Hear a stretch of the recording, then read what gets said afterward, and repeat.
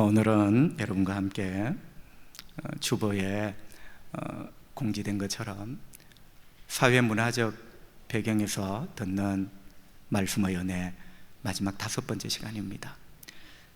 오늘 말씀의 제목은 그래 바울도 그랬었구나, 그래 바울도 그랬었구나, 이런 제목으로 여러분에게 하나님 말씀을 전하려고 합니다.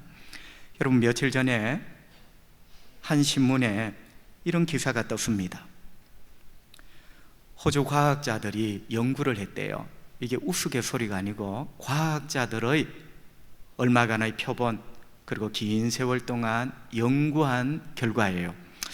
이 호주 과학자들이 연구를 한 그 결과가 뭐냐면, 코미디언들이 일반 배우들보다 평균적으로 3년 일찍 죽더라. 자, 여러분, 코미디언이 누굽니까? 사람들을 웃기고 사람들을 즐겁게 하고 이런 사람들을 코미디언이라 합니다. 이 코미디언이 똑같이 무대에 서서 연극을 하는 일반 배우들보다 3년 더 살더라가 아니라 3년 일찍 죽더라.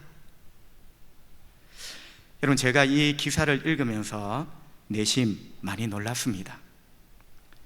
남을 웃기고 남을 즐겁게 하는 코미디언이 내 상식으로는 좀 더 오래 살 줄 알았는데 좀 더 오래 사는 것이 아니라 오히려 좀 덜 살았어요. 마음이 짠했습니다. 그리고 제 마음속에 이런 생각을 하게 되었습니다. 남에게는 웃음을 주는 사람, 남을 웃게 만들려는 저 코미디언, 참 그 안에는 남이 모르는 불안감, 남이 모르는 고충, 남이 모르는 그 내면의 압박이 참 많았겠구나. 진짜 그렇거든요. 웃기지 못하면 안 된다는 압박감, 웃기는데도 웃지 않는 관중, 여러분, 그 고충 참 컸겠구나. 물론 과학이 절대 진리는 아니지만 여러분, 꽤나 긴 시간 동안 과학적으로 연구한 결과 남을 웃기는 코미디언이 똑같은 무대에서 연극을 하는 일반 배우보다 3년을 덜 살았다. 참 그 내면의 어떤 고충을 조금은 짐작할 수 있는 그런 시간이 되었습니다. 여러분, 오늘 본문 고린도전서 4장은 사도 바울이 쓴 편지 성경입니다. 우리가 교회를 다니고 신앙생활을 하면 조금 있다 보면 바울이라는 사람의 이름을 듣게 됩니다. 그리고 바울이라는 사람은 예수님 다음으로 교회를 다니면 알게 되는 이름입니다. 여러분, 바울 하면 트레이드 마크가 뭡니까? 트레이드 마크라는 것은 바울 하면 떠오르는 특징 하나, 이렇게 말을 해보죠. 바울 하면 뭐가 떠오르는가? 여러분, 10사람에게 물으면 아마 7, 8, 9, 10은 데살로니가전서 5장 16절부터 18절을 떠올릴 겁니다. 항상 기뻐하라, 쉬지 말고 기도하라, 범사에 감사하라. 기쁨의 사람, 기도의 사람, 감사의 사람. 그것도 그냥 기쁨입니까? 항상 기쁨. 그냥 기도입니까? 쉼이 없는 기도. 그냥 감사입니까? 범사에 감사. 여러분, 바울 하면 트레이드 마크가 이거예요. 기쁨, 기도, 감사. 근데 여러분 아십니까? 이런 바울에게도 인생에 밤이 있었습니다. 우리 모든 사람에게는 그 삶에 환한 대낮만 있는 것이 아니라 깜깜하고 짙은 어두움이 깔리는 밤중도 있습니다. 어쩌면 이런 바울에게 찾아온 그 밤은 우리가 느끼는 고단함, 우리가 느끼는 고통의 밤보다 훨씬 깊고 훨씬 진한 어둠이었을 겁니다. 그 바울이 겪었던 훨씬 진한 그 어둠의 밤, 9절에 있습니다. 바울의 고백을 한번 들어볼까요? 내가 생각하건대 하나님이 사도인 우리를 죽이기로 작정된 자 같이 끄트머리에 두셨음에 우리는 세계고 천사와 사람에게 구경거리가 되었노라. 여러분, 장가지를 다 훑어내고 나면 바울의 고백이 딱 한 줄이 남아요. 그 한 줄이 뭐냐? 저는 죽이기로 작정된 자와 같이 되었습니다. 죽이기로 작정된 자와 나는 같습니다 라는 심경을 토로합니다. 죽이기로 작정된 자와 내가 똑같이 되었다고. 성도 여러분, 여기 죽이기로 작정된 자라는 말은 우리말로는 꽤 긴데요, 헬라어 원어 성경을 보면 단어가 하나입니다. 에피다나티오스라는 말이에요. 조금 길죠? 에피다나티오스, 죽이기로 작정된 자. 쉽게 풀이를 하면요, 죽음이 정해진 사람. 주님, 저는 죽음이 정해진 사람, 죽음을 눈앞에 받아놓고 있는 사람, 바로 그 사람 에피다나티오스입니다. 이렇게 고백을 하는 거예요. 여러분, 여기 죽이기로 정해진 사람, 죽음이 정해진 사람, 에피다나티오스라는 말에 문화적인, 사회적인 배경이 있어요. 이 단어 한자가. 여러분, 이 배경을 이해하면 다윗이 고백했던 그 심경을 토로했던 죽이기로 정해진 자와 같다는 그 의미를 우리가 알게 돼요. 여러분, 그 배경이 뭐냐면요, 고대에 나라와 나라 사이에 큰 전쟁이 자주 일어납니다.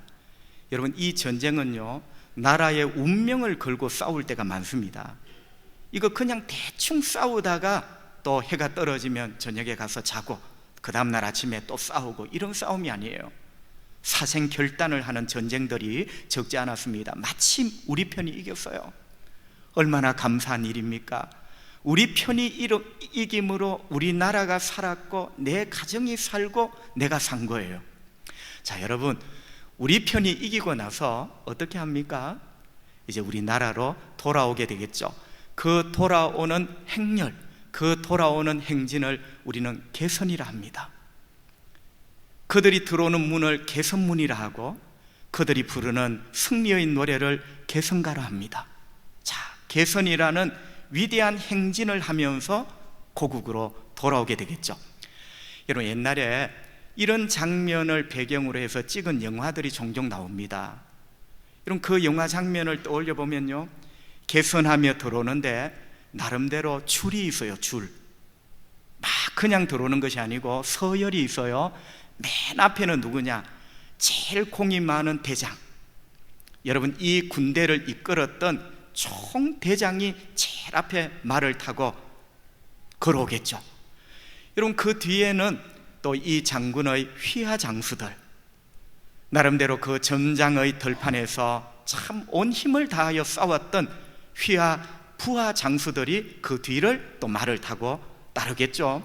여러분, 그 뒤에는 승리의 깃발을 들고 나의 사랑하는 용맹한 군사들, 그 군사들이 또 따릅니다. 여러분, 이게 끝이 아니에요. 상상력을 한번 동원해 보세요. 그 뒤에는 전리품들이 따라옵니다.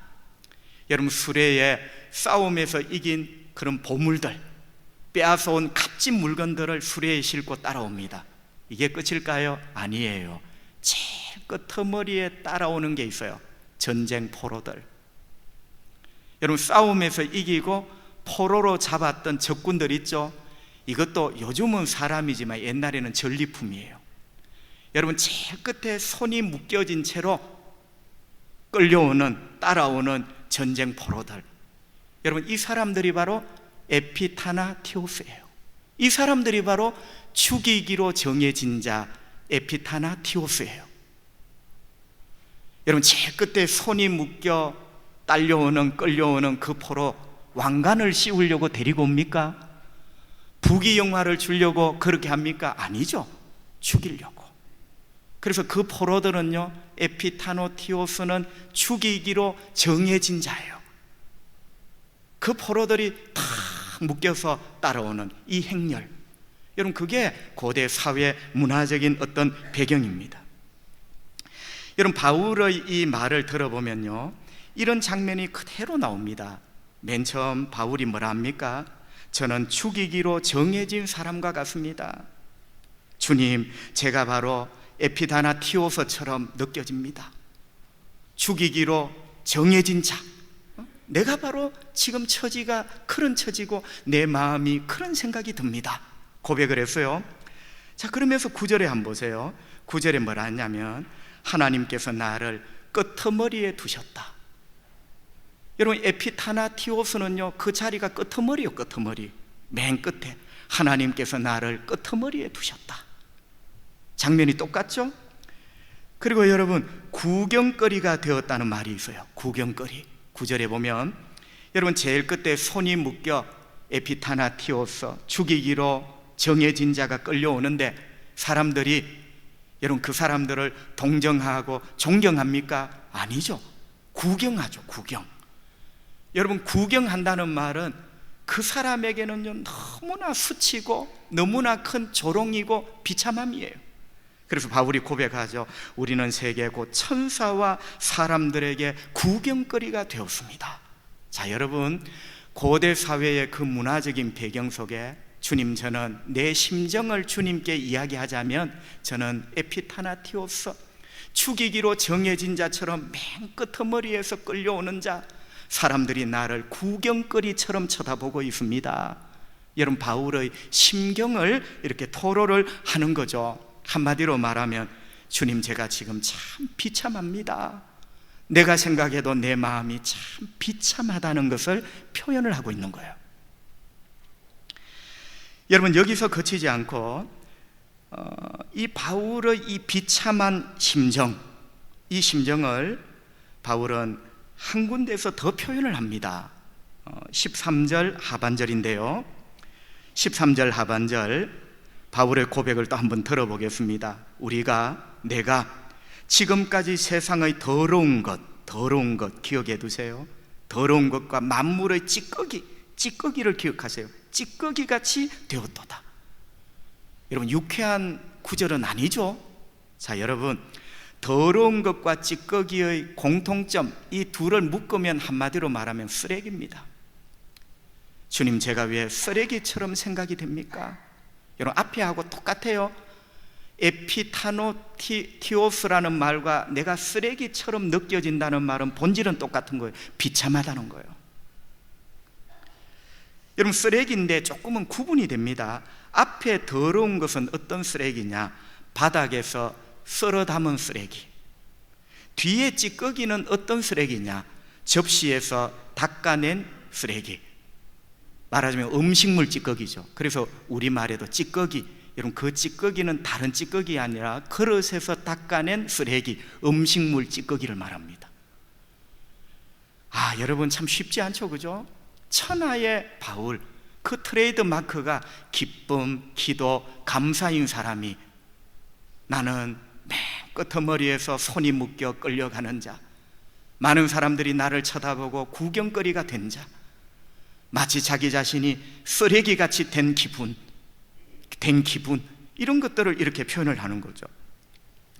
여러분, 유진 피터슨 목사님이 쓴 책, 그 메시지라는 책에 보면 유진 피터슨이 이 구절을 이렇게 번역을 했어요. 한번 들어보세요. 우리는 부엌에 버려진 감자 껍질처럼. 여러분, 부엌에 버려진 감자 껍질이 음식물 찌꺼기입니다. 그러니까 이 유진 피터슨이 우리가 참 알아듣기 쉽게 이 번역을 했어요. 여러분, 장마철은 생각나는 게 이 감자가 생각납니다. 여러분, 유진 피터슨도 미국 사람도 감자를 좋아해요. 부엌에 버려진 감자 껍질처럼 세상으로부터 쓰레기 취급을 받고 있습니다. 이게 바울의 고백이에요. 여러분, 졸지에 감자 껍질이 된 거죠. 그것도 부엌 하수구에 버려진 감자 껍질 맞죠. 네, 주님, 제가 그런 취급을 받고 있습니다. 이렇게 고백을 한 거죠. 성도 여러분, 생각해 보십시오. 부엌에 버려진 감자 껍질 누가 쳐다봅니까? 누가 알아줍니까? 가치가 있습니까? 한마디로 요약하면 비참하다, 이런 뜻이에요. 바울이 졸지에 장마철에 부엌에 버려진 감자 껍질 취급을 당하고 있는, 한마디로 비참한 거죠. 여러분, 그 내용이 10절 하반절에 있어요. 바울의 고백, 너희는 존귀하나 너희는 잘 나가지만 나는 참 비천하구나. 여러분, 비천이라는 말이 결국 비참하다는 거죠, 그죠? 어느 날 바울의 마음속에 참 이 참담함, 이 비참함이 찾아와서 바울을 힘들게 짓누르고 있는 것입니다. 자, 여러분, 이런 성경적인 배경을 우리가 들으면서 깨닫는 게 있어요. 그래, 바울도 그랬었구나. 그래, 바울도 신앙생활을 하면서, 교회 생활을 하면서 그랬었구나. 기도의 사람, 감사의 사람, 기쁨의 사람, 그 바울도 그래, 그랬었구나. 어느 날 자기도 모르게 비참함을 느꼈어요. 사람들에게 구경거리가 되고 장마철 부엌에 버려진 감자 껍질 취급을 당하는, 아무도 쳐다보지 않는, 그래, 바울도 그랬었구나. 성도 여러분, 우리는 이런 구절들을 통하여 바울의 그 참 힘들었던 모습, 참 아팠던 그 모습들을 잠시 우리도 경험을 이렇게 하게 됩니다. 성도 여러분, 그래, 바울도 그랬었구나. 그 고충, 그 몸서리치는 그 아픔, 여러분, 이 원인이 뭘까요? 여러분, 원인은 바로 고린도 교회 성도들 때문이었습니다. 여러분, 우리가 천사가 아닌 다음에야 우리가 교회 생활하면서 서로 상처를 주기도 하고 받기도 합니다. 그런데 우리는 고약하고 못됐습니다. 받은 상처만 기억해요. 나는 절대로 다른 사람에게 상처를 안 주는 사람처럼 생각하죠. 사실은 그렇지 않습니다.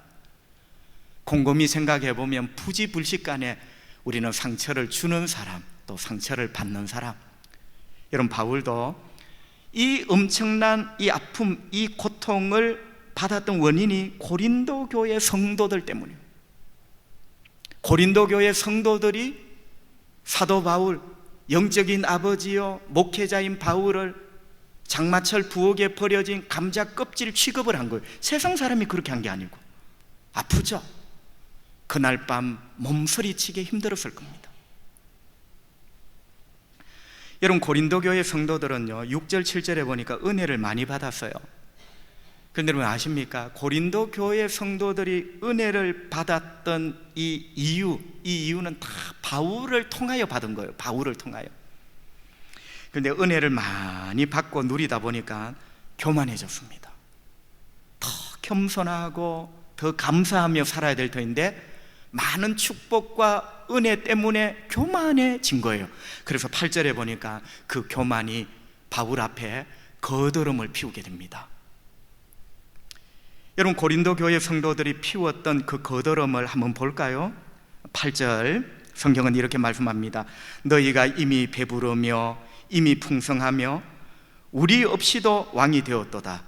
우리가 너희와 함께 왕노릇하기 위하여 참으로 너희가 왕이 되기를 원하노라. 아멘. 여러분, 여기 이미 배부르고 이미 풍성하고 이미 왕이 되었다. 사실 이 세 가지는요 장차 천국에서 우리가 누릴 영원한 축복입니다. 여러분, 천국은 배가 부른 나라입니다. 많이 먹어서 배부른 것이 아니라 부족함이 없는 거예요. 그리고 천국은 풍성합니다. 모자람이 없어요. 그리고 천국은 예수님과 함께 왕노릇을 합니다. 자, 우리 주님은 예수를 믿는 우리에게 조금 어려운 말로 종말론적인 축복, 배부를 것이며 풍성할 것이며 왕노릇할 것이며 장차, 그죠? 이런 놀라운 천국의 축복을 약속해 주셨어요. 그리고 우리는 이 약속을 믿고 지금 주님과 함께 걸어가고 있는 것이죠. 근데 바울이 뭐라고 말합니까? 너희들은 이미 배부르고 이미 풍성하고 이미 왕이 되었구나. 자, 여러분, 이미라는 말에 힌트가 있어요. 바울이 지금 책망하는 거예요. 이미라는 말을 벌써라는 말로 바꾸면요 훨씬 잘 다가옵니다. 어떤 아이가 기말고사 준비를 합니다. 엄마는 아이가 밤새도록 공부 잘하라고 차도 갖다 주고 간식도 갖다 주고, 그런데 1시간 뒤에 가보니까 아들의 책은 벌써 덮여져 있습니다. 안타까운 마음으로 엄마가 이렇게 말하죠. 아들, 벌써 다 한 거야? 벌써 수학을 다 뗀 거야? 아들, 벌써 영어를 다 뗀 거야? 여러분, 엄마가 사용하는 벌써, 분명히 책이 덮여질 시간이 아닌데 왜 벌써 덮여졌는가? 여러분, 바울이 지금 그 말을 하는 거예요. 너희들이 벌써 배부르고 벌써 풍성하고 벌써 왕이 되었도다. 여러분, 이런 말이 있습니다. 너무 일찍 샴페인을 터뜨렸다고. 아직은 터뜨릴 시간이 아닌데, 그죠? 아직은 더 달려가야 되고 아직은 더 엎드려야 될 시간인데 벌써 천국의 포도주를 터뜨려 버린 거예요. 그래서 벌써 책을 덮은 아이를 향하여 안타까운 마음으로 말하는 엄마처럼 사도 바울은 고린도 교회 성도들을 향하여 너희들이 벌써 그렇게 된 거야. 성도 여러분, 벌써 그렇게 살 때가 아니죠. 여러분 아십니까? 하나님이 부르시기 전까지 우리는 의에 줄이고 목이 말라야 될 우리들입니다.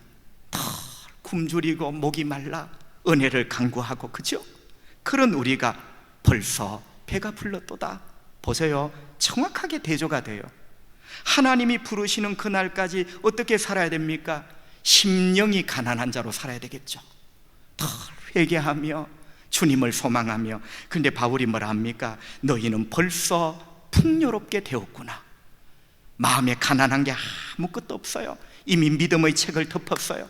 이미 기도의 책을 덮었어요. 이미 주님을 향하여 엎드리는 책을 덮었어요.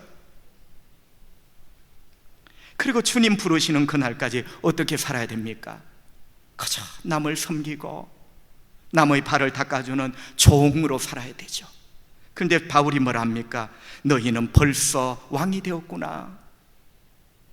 여러분 보세요, 정확하게 주님의 말씀과 대조가 되는, 벌써 책을 덮을 시간이 아닌데 믿음의 책, 섬김의 책 다 덮어버린 아이가 되어버렸어요. 바울이 꾸중을 하는 거죠. 책망을 하는 거죠. 자, 여러분, 그러면서 동시에 바울의 이 중엄한 이 꾸중, 이 책망, 너희들은 벌써 책을 덮은 아이와 같구나. 믿음의 책도 덮고 기도의 책도 덮고 겸손의 책도 이미 덮여져 버린 아이들, 책망하죠. 그러면서 한 인간으로서 바울은 서운함을 표현을 하는 거예요. 여러분, 바울의 그 서운함이 어디에 묻어 있죠? 8절을 다시 한번 볼까요? 한 줄만 한번 보십시다. 8절, 너희가 벌써 배불렀다. 너희가 벌써 풍성하였다. 너희가 벌써 우리 없이도 왕이 되었다. 자, 여러분, 여기서 핵심적인 게 우리 없이도. 여러분, 바울은요, 고린도 교회 성도들이 다 잘 되기를 바라는 영적인 아버지입니다. 그들이 왕이 되기를 바란다고 했어요. 8절 제일 끝부분에 보면 원한다고 했어요. 그러나 바울의 서운함, 그 마음의 아픔을 드러내잖아요. 속내를 조금 드러내는 게 뭐냐? 나를 제외시켰구나. 나 없이도, 나를 빼놓고 말이죠. 나를 빼놓고 자기들끼리 영광을 누리는 거예요. 자, 여러분 한번 생각해 보세요. 바울은 지금 제일 끄트머리에서 끌려가는 죽이기로 정해진 자, 그죠? 제일 끄트머리에서 손이 묶여 끌려가는 구경거리가 되며 죽이기로 정해진 자로 끌려가는데, 그들은 어떤 역할이죠? 맨 앞에 서서 위풍당당 의기양양한 장군처럼 말이죠. 너희들이 벌써 왕이 되었다. 사실은 이게요, 바뀌어야 돼요. 그런데 바울은 고린도 교회 성도들이 그렇게 되기를 간절히 원했습니다. 그런데 그 서운함, 자기를 제쳐두고 자기를 소외시키고 자기를 없는 사람 취급하고, 여러분 참 힘들었습니다.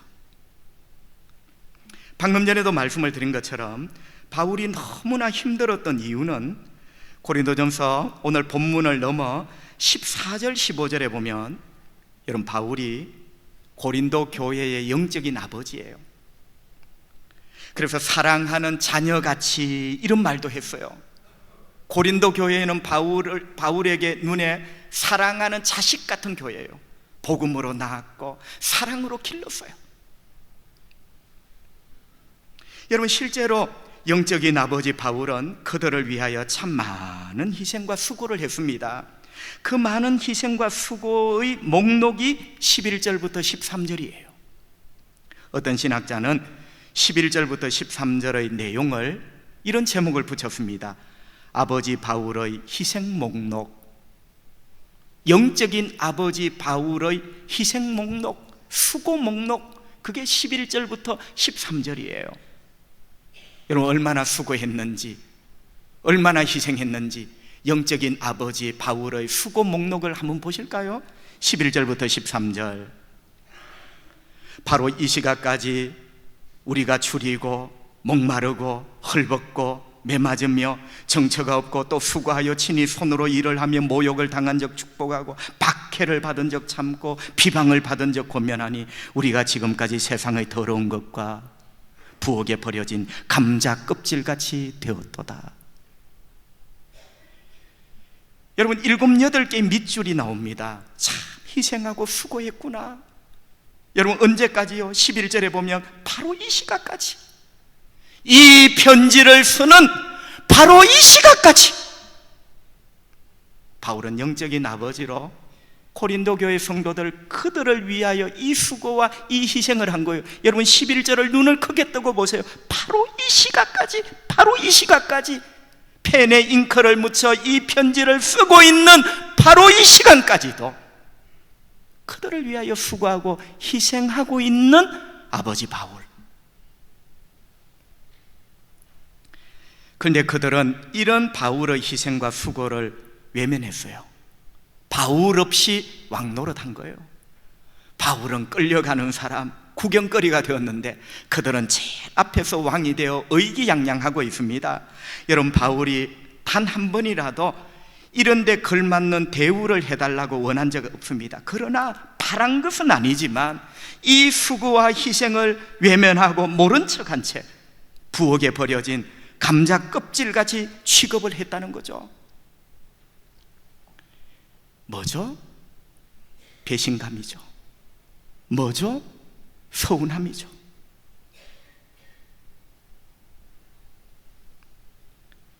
여러분, 솔직히 인간 바울은 갑자기 밀려오는 이 배신감, 이 서운함 참 힘이 들었습니다. 그것도 같은 교회 안에 성도들 때문에 말이죠. 그것도 내가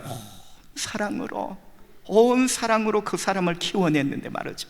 바라고 한 것은 아니지만 그게 인간이라니까요. 문득 어느 날 밀려온 거예요. 그 배신감과 서운함에 그날 밤 몸서리치게 몸이 떨렸습니다.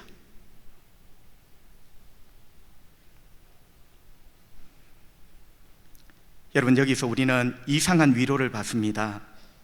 그래, 바울도 그랬었구나.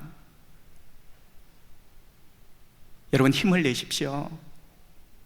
그래, 바울도 그랬었구나. 시험이 없는 사람이 없습니다.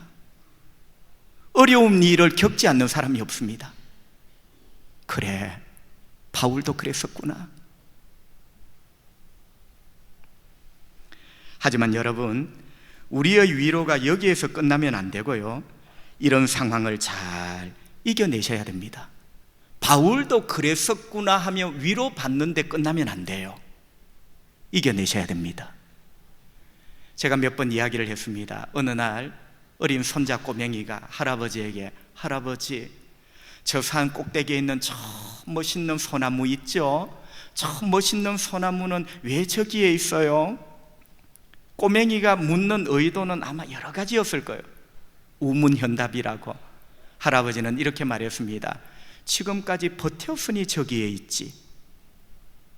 잘난 소나무가 거기에 있는 게 아니에요. 버티고 견뎌내고 이겨낸 소나무가 저 꼭대기에 있지. 잘난 소나무가 있습니까? 견뎌낸 소나무가 저기 있지. 여러분, 이 세상 어떤 교회를 다녀보십시오. 천사들만 모인 교회 아무 데도 없습니다. 사람 때문에 상처를 받고 사람 때문에 힘들어하고. 바울을 기억하세요. 그래, 바울도 그랬었구나. 배신감과 서운함, 그 배신감과 서운함 때문에 부엌에 버려진 감자 껍질 취급을 당하고. 그래, 바울도 그랬었구나. 이겨내야 되죠. 잘 견뎌내고 잘 극복해야 되겠죠. 그래서 우리는 신약 성경 마지막까지에서도 바울을 보게 되는 것입니다. 견뎌냈기 때문에 바울이라는 소나무는 저 산꼭대기에 거기에 서 있는 거예요.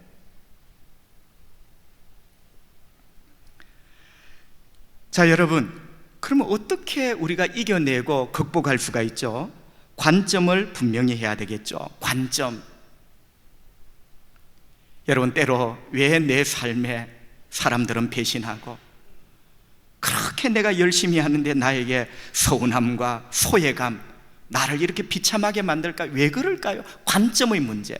여러분, 눈을요 그렇게 만드는 사람에게 고정을 시키면 여러분은 틀림없이 시험에 빠집니다. 관점을 하나님께 두십시오. 여러분, 그 모든 것은 하나님의 훈련이에요. 하나님은 왜 우리를 훈련시킬까요? 그렇게 비참하고 서운함에 밤에 막 치를 떨도록 만드는 그 비참함, 그 서운함, 그 배신감, 왜 하나님은 이런 훈련을 시킬까요? 훈련을 통하여 우리는 예수님의 아름다운 신부가 되어가는 겁니다. 훈련을 통하여 하나님 아버지의 멋진 아들이 되어가는 겁니다. 여러분, 오늘 이 바울의 이 죽도록 힘든 이 배신감, 이 서운함, 죽이기로 정해진 자, 구경거리가 되고 끌려가는 자, 진짜 하나님의 훈련이 맞을까요? 맞습니다. 여러분, 9절을 다시 한번 보십시다. 9절을 보시면요, 내가 생각하건대 하나님이 사도인 우리를 죽이기로 작정된 자 같이 끄트머리에 두셨음에, 자, 여러분 여기를 잘 보세요. 죽이기로 정해진 자처럼 끄트머리에 누가 두셨다는 거예요? 하나님이 두셨대요. 하나님이. 물론 그 사람이 나에게 서운함과 배신을 때리고 나를 비참하게 만들었지만 궁극적으로는 바울이라는 인간을 하나님이 그 끄트머리, 그 비참한 자리, 사람들의 조롱거리가 되는 그 자리에 하나님이 그를 두셨대요.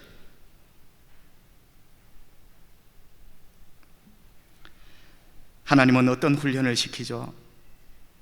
얘야, 예수 때문에 이겨내면 안 되겠니?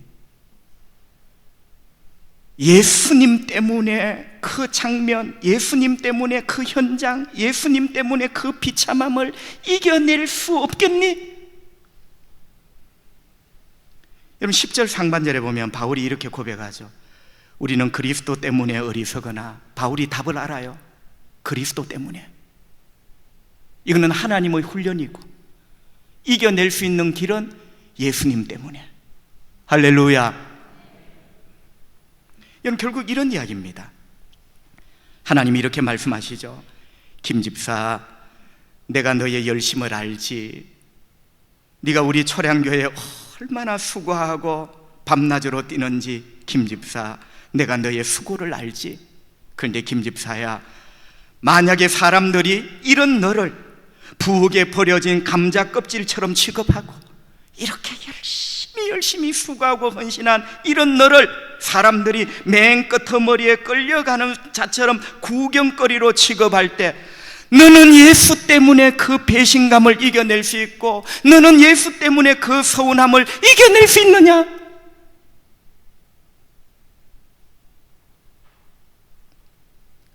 대답을 잘하세요. 다 기분 서툴리는 대로 한번 물어봅시다. 여러분이 믿는 예수는 기분 좋을 때만 있어요? 네가 그렇게 열심히 충성하고 헌신하는 것 안다. 그런데 사람들이 이런 너를 부엌에 버려진 감자 껍질 취급을 했을 때, 너는 예수 때문에 그 모욕감, 예수 때문에 그 배반감을 이겨낼 수 있느냐? 그리고 예수 때문에 마지막까지 너의 믿음의 길을 걸어갈 수 있느냐?